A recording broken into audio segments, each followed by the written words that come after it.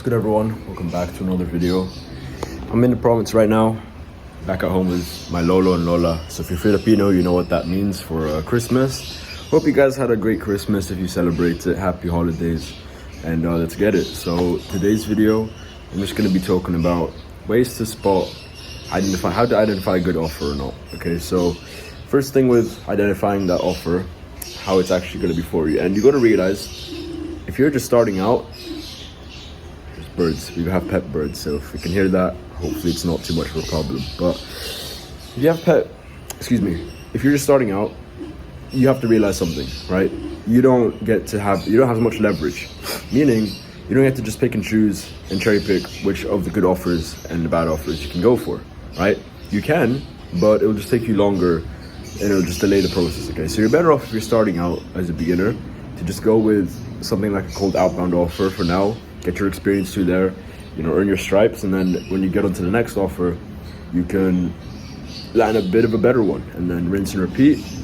Before you know it, you have tons of experience, you've gotten tons of practice too, and then you're now working the dream offer, the dream position. Okay, so when it comes to offers, you want to be mainly going for 3 to 4 types of groups only, which is coaches. We want to work mainly with coaches, consultants, agency owners, and course sellers. So those are the 4 that you're trying to look for. Anything outside of that, it could work, but it's just these 4 are most proven. Okay, so now that you've niched down, you've got these 4 different groups you want to work for. Now all that's left is to look for them. And when you're looking for them, I've got tons of videos on how to do that. I have a whole playlist, in fact, so go to my playlist, you'll find it there. But essentially, there are a couple of things you want to be looking out for to identify if it's a good offer or not. So the first thing is going to be the results. Okay, so if it's obviously you're going to be selling a service, you're going to be working for a service provider, you're selling a course, agency services, a program, whatever. Make sure you're actually going to be selling for something that's legit and that's actually gotten people's results. Okay, they don't have to be spectacular. If they are, that's great, but you just want to make sure what you're selling is actually ethical. That's like the first most important thing is, am I going to be selling something that I believe in and actually helps people? Because if not, if it's just going to be scam, then you're going to be perpetuating that scam. Okay, so make sure you're going to be selling something that's legit. Second thing is, if it's their first, you can ask this question to them as well if you're applying. Like, see if they've hired setters in the past, or if it's their first time. If it's their first time, it's not the end of the world, but just know they might still be like experimenting certain things with you. And then if it's not the first time, if they've hired setters already in the past, or maybe they have setters on there right now, you can either ask the setters what their experience is like for them, if you can get in contact with them, or you could pretty much just ask why they let go of the past setters, or what happened with them. So because history tends to repeat itself, so you can kind of figure out what's happened in the past with the past setters. Maybe it didn't work out because of the time zones, which is fine, but if it didn't work out because of XYZ personal reason, then okay, then that's if there's any reasons that come up that's sort of a red flag, then okay, then you have to keep that in mind, because history repeats itself. It might happen for you too. The third thing you want to look out for is, it's not really a red flag or a green flag, but as I said earlier, right, if you're starting out, you probably have to settle with something that's like cold outbound or dealing with cold leads.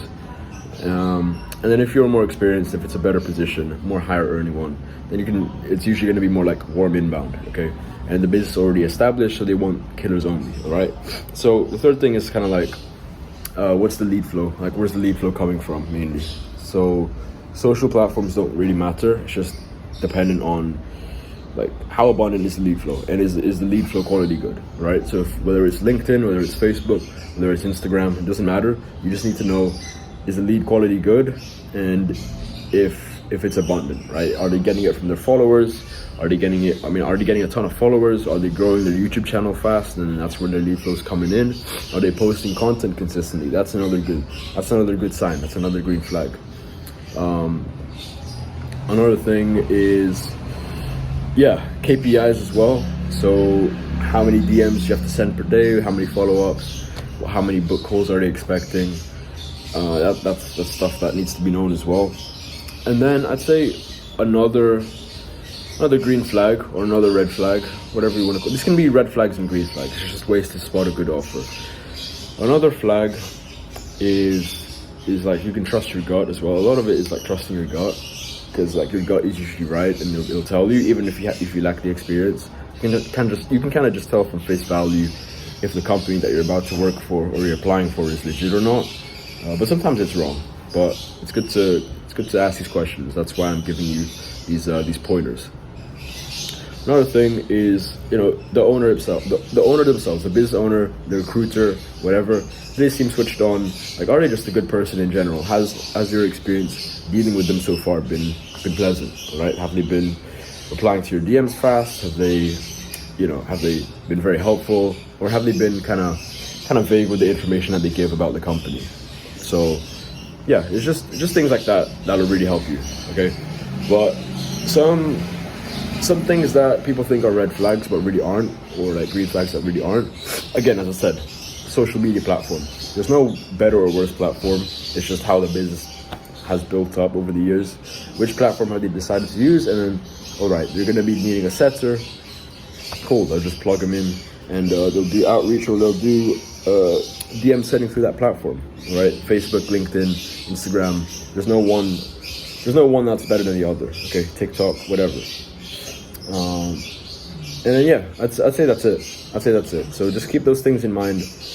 Pretty off the cuff video, but I keep getting this question a lot, so I thought I'd answer it right now. So if you enjoyed this video, make sure you like, comment, subscribe if you're new to the channel, and I'll see you in the next one. Hopefully that helps you identify what's a good offer, what isn't a good offer, but most importantly is that you shoot your shot, you apply volume, and you do my most powerful outreach method, which you can find on my YouTube channel as well, so that you stand out and you get more success rate with these business owners opening your message, and therefore landing those interviews and keeping your pipeline full. And then now you have more abundance than ever when it comes to finding an offer. Okay, so make sure you go check that out as well.